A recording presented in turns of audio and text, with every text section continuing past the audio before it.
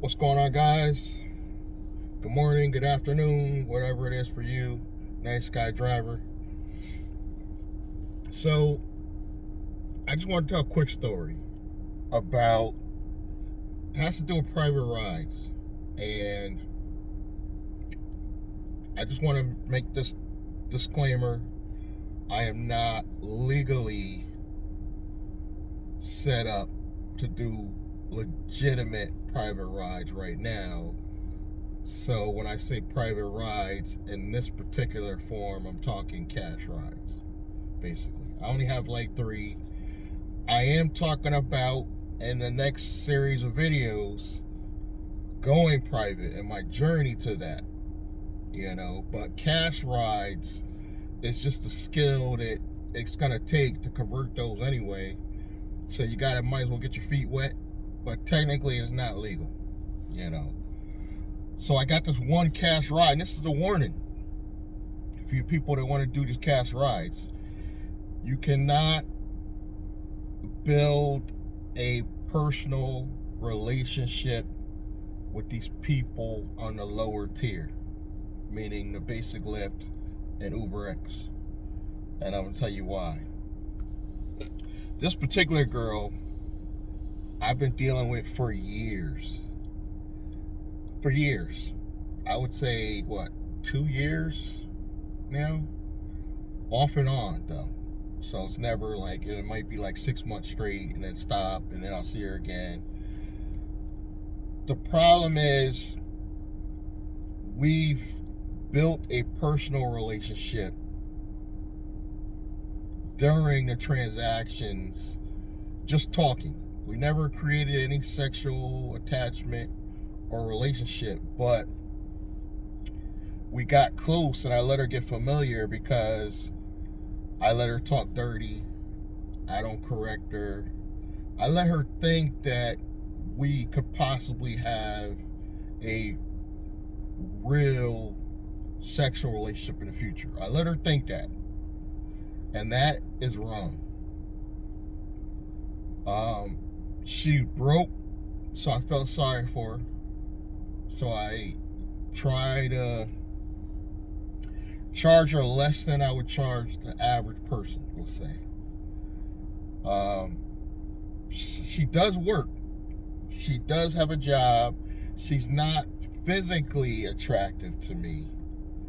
That's where I was wrong, and kind of making her think that it was a possibility later. She does work.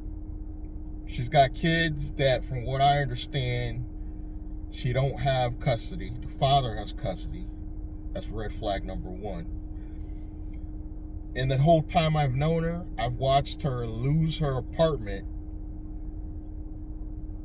in downtown New Britain and had to move to one of those hotels on Berlin Turnpike. Those of you that are familiar with the Berlin Turnpike, there's a lot of hotels, motels up and down that turnpike. She had to move to one of those. That's where everybody goes when they lose their apartment. They go to one of these motels or hotels and stay permanent. That's like your last resort, other than being homeless and going to the shelter. She's a functional alcoholic. And when I say the word alcoholic, I want to clarify, she's not falling down drunk all the time, but functioning meaning she will actually go have a drink before work, and her body smell like it. So I could tell she's been probably written up and had issues at work. She works for one of these group homes,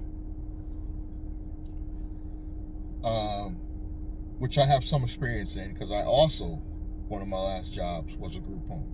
So I'm kind of familiar with what she does, and I know she's never going to get med cert because of probably the drinking and her not being focused.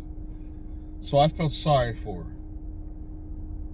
I used to pick her up a lot on the Berlin Turnpike and give her rides a little bit less than I would charge other people.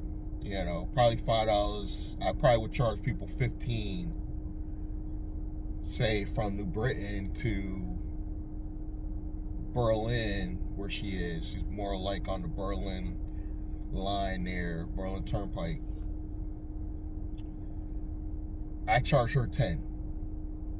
She has a habit of, when she does have extra money, will give me $20, thinking that $20 is going to cover 2 trips. Meaning, okay, I pick her up one day, just drop her off, and the next day she's talking about, but I gave you that $20 yesterday, this trip should be free. So that's wrong, because she'll make a stop. She's forgetting that I'm already charging you less, you're making a stop. So she'll say, let's say she'll give me $15 one day. She'll act like that $15 is supposed to give her credit for another trip, when she'll have me pick her up, Berlin Turnpike, bring her downtown New Britain, make a stop. She is pretty quick on the stops, so I'm not gonna say she's slow on the stops, but she'll make a stop and gotta take her somewhere else. And then the next day, she expects a free trip for that same $15. No. When it came to a head, finally, is when I happened to be near the Berlin Turnpike area, picked her up, got a good ride off of her, took her to Waterbury. I only charged her $25. Now, I usually charge at the most $30. I got the $25 out of her. Pick her up at Berlin Turnpike, which that's like 15. I'm only charging her 10. Take her all the way to Waterbury from the Berlin Turnpike, which is a little bit of a hike. I would say 30 minutes. The problem comes in when she calls me the next day. She's in Waterbury now. I'm not even in Bristol, which is a little bit closer. I'm in New Britain. She thinks I should leave from New Britain, go all the way to Waterbury, pick her up, bring her all the way back to Berlin Turnpike for the same $25. I just said, give me 30. Oh, you're trying to scam me, da da da. I was like, here we go. Why did we get to this point? Because she thinks that purely on her looks and her throwing her stuff at me all the time, I don't want to say the word, that like literally throwing it at me, like she's telling me I can get it whenever I want it, and I know I can, but I don't want it. But because I think that some women, I don't want to say all, think that purely based on their looks they could get free rides. That's true, but sweetheart, you not one of them. And that's where the problem come in, because I let her get too familiar. We're talking about stuff we've talked about everything that they tell you not to talk about. Religion, stuff of sexual nature, because it's a private ride. It's not on the app, so I'm getting too familiar. Religion, politics, and stuff of a personal nature.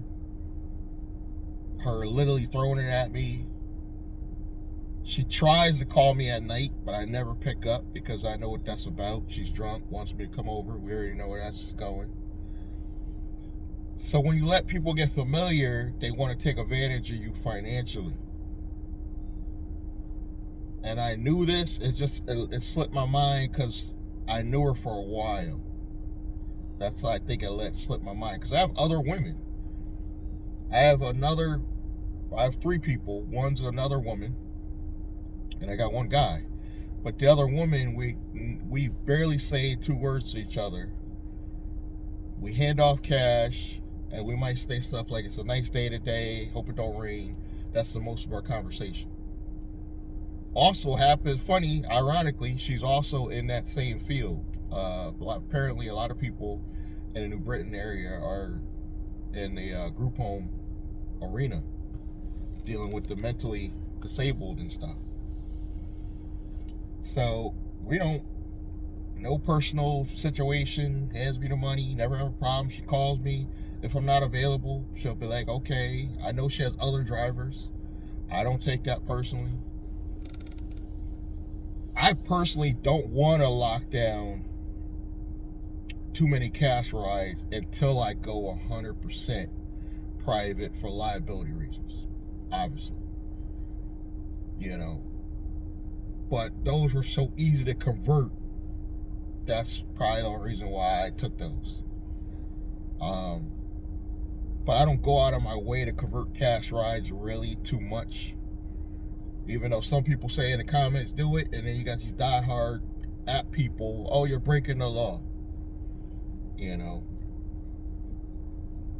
Thank God it's other people out there putting a message and make me feel a little bit more comfortable about talking about the cash rides. Because on one hand, you got people like the rideshare professor that's totally against it, which I understand. He's like, go 100% private, don't take the risk. And then you got people like Mike Drop BBQ. He's like, do what you got to do to get this money and get the insurance later. So you have both perspectives on these YouTube streets. I'm simply saying I want to go that route. That's why I'm going to do a series of videos of me going that route. But I know truthfully it's going to cost money and time. I'm in Connecticut. It's going to be some costs involved. I do think commercial insurance is getting a little bit better. But again, in a lot of my videos, I talk about there's no hybrid version. Like other states have their commercial insurance specifically for Uber drivers. We don't have anything like that. We have rideshare insurance, which is not the same as pure commercial, if that makes sense. They want you to have regular insurance and just get the rideshare insurance on top of that. By the time you're done paying for that, you're paying for the same price you would for commercial insurance. Right now, if I can find commercial insurance for what I'm paying, which is a little high for my personal insurance, it's a no-brainer. I'll do it. It's a no-brainer. And people are saying insurance rates are going down on the personal side, so maybe I need to take a second look. Maybe commercials come down even again. And that's what I'm going to go into these series, what I got to do, step 1, step 2. I'm even going to talk about setting up my transportation company with the intent of getting business and corporate credit. But a lot of those videos are going to be on my finance channels. So my other channels are going to go into the credit building part of it more. And showing you when I get a card, But on the rideshare channels, I got two kind of. This is the main one. But I also have a kind of personal one. Kind of a personal vlog channel too that I put my rideshare content on. So this is what I'm going to be talking about. Like I said, the next year or two is just me going through the journey of setting up a transportation company purely for the purpose of building corporate credit so I can buy more vehicles, so I can hire drivers, so I don't have to focus on being a driver myself. So that's the goal that we're going into in the next series of videos. So that's what we're going to be talking about. But I just wanted to give you a little insight into my life and my thoughts. I want to thank you guys for leaving more positive feedback in the comments. Thank you, thank you, thank you. Subscribe, like, comment, click that bell icon, and I'm going to see you guys in the next video.